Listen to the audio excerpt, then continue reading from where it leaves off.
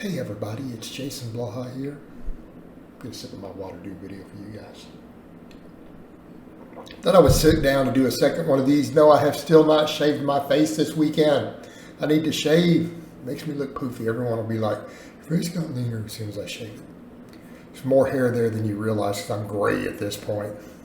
But I had one of my clients ask me yesterday, because we were talking about lean bulking, and I said, well, I mean, when I did my lean bulk, no, I didn't have 50, 60, 70 grams of fat. A lot of my days it was like 20 grams, maybe.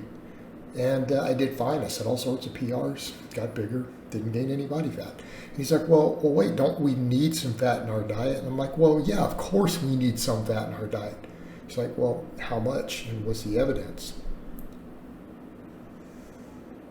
He got me there because we don't have fucking evidence for it. People say, what? Okay, it's an assumption. We don't really have real cases of fat deficiency in America to study. We don't.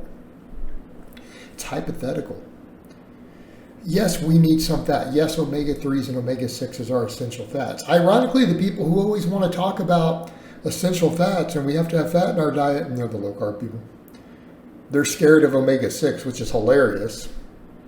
Like, that's one of the only two that you don't produce. You actually have to have some in your diet. You'll die without it, in theory. But we kind of get to the point. How much do we need? Well, it's really dependent upon what the rest of your diet looks like. Because what data do we have? Do we want epidemiology? Who's the longest living culture that we've recorded in modern history? The Okinawans. Well, here's a problem with this theory. If they had a fat deficiency, would they be the longest living society with this ultra low rate of chronic disease? Setting aside genetics, obviously there's some genetics for longevity and cancer and heart disease resistance in that particular group, or they wouldn't be living that long. Again, clearly this is the case. But if there were deficiencies, wouldn't we have a problem? The other thing, well, we need fat to absorb, to get optimal absorption of fat-soluble vitamins. So that's the other point too. Well, how much? They didn't have dietary deficiencies at 6%. And they weren't on high-calorie diets, mind you. 6% of reasonably low calories is not very much. But they didn't have essential fatty acid deficiencies.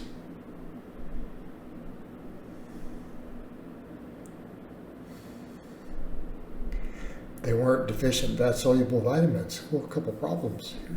First of all, maybe we have developed to need these because they're so plentiful in just the normal foods found in our environment that our bodies just didn't need to make them because it's really hard to be deficient unless something's really screwed up with your diet. Could that be it?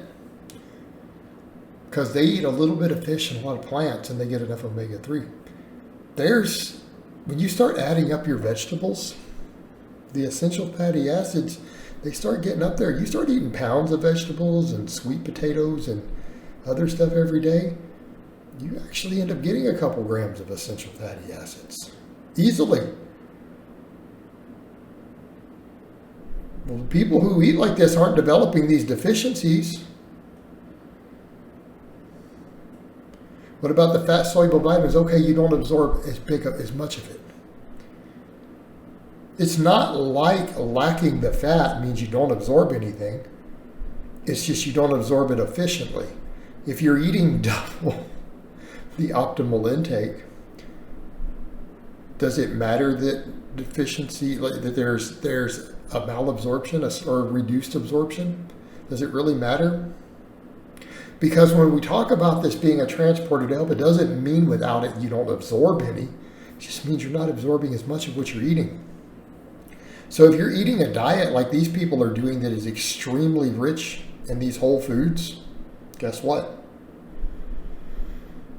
It exceeds the thresholds. Doesn't matter if we don't absorb all of it. Again, based upon what we're observing in these people. Okay. Same thing when doctors, we have case studies on this stuff. Remember all the Ornish diet and Pritikin diets and all these things, these ultra low fat diets doctors were using to reverse a lot of these heart problems and diabetes successfully? Again, starch based. They're giving them like, no, you can't have refined sugar, but it was mostly carbs, mostly plant based diets, not strictly vegan per se, obviously, because neither are the Okinawans, just heavily plant based. They weren't developing these deficiencies. Why? Because their diets were large amounts of whole food. They had enough of these essential fatty acids in there that they didn't seem to be developing deficiencies. All their health markers improved over the long term. Again, if your diet is rich enough in the fat-soluble vitamins, it's not as big of a deal. It just doesn't seem to be. I mean, if we go off of all these case studies and then we look at the Okinawans, it's not an issue. Okay. And people say, well, what about the deficiencies? Well, do we have clinical trials demonstrating that these things are really occurring to a meaningful degree with anyone? If they are, it's usually some junk food in the diet that's creating an issue. It's some disease creating the issue, not the diet. It's hypothetical. It doesn't really seem to be based on much. Then we come over to the hormone side. Well, we've got to have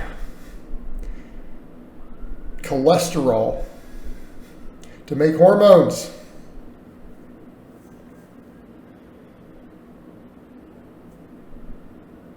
You know, the same people who will talk about carbs in a negative way will point out that you can make lipids out of carbs with overfeeding, small amounts. Not a lot. You don't really store it as body fat. You know, the people say, oh, there's de novo lipogenesis. But it doesn't store in your subcutaneous fat. What is it doing? It's making lipids in your blood that you can use to make hormones. Why? Because your body realizes there's too little fat to make the hormones, so it creates just enough out of the carbohydrate.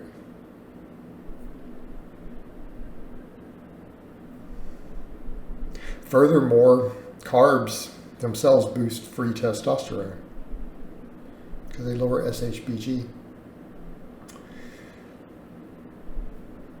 So when we really start talking about this, yes, we need some fat in our diet. We absolutely do for optimal health. Yes, we need it for vitamin absorption. But no one is eating a zero-fat diet. Okay? When you start looking through at your food, you're like, oh, if I eat enough of this broccoli, I'm going to get 2 grams of fat. It's almost all polyunsaturated fat.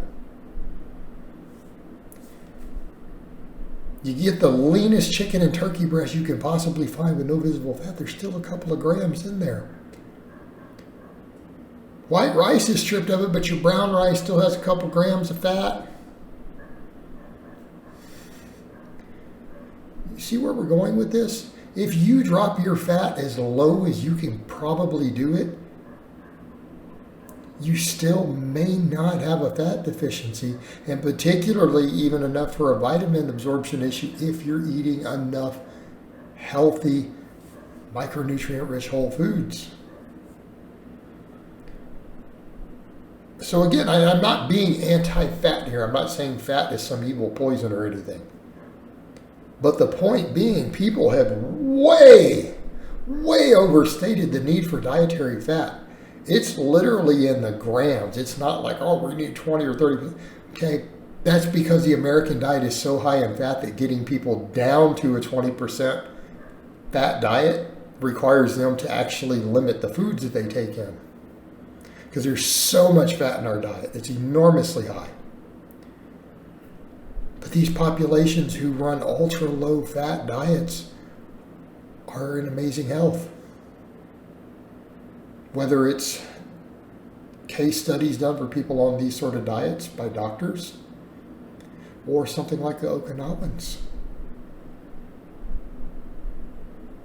We just don't have evidence. There's just not much in the way of compelling evidence that you need much fat in your diet. Yes, you need some, But do you know how hard it would be to get it low enough to be a problem? Kind of a non-issue.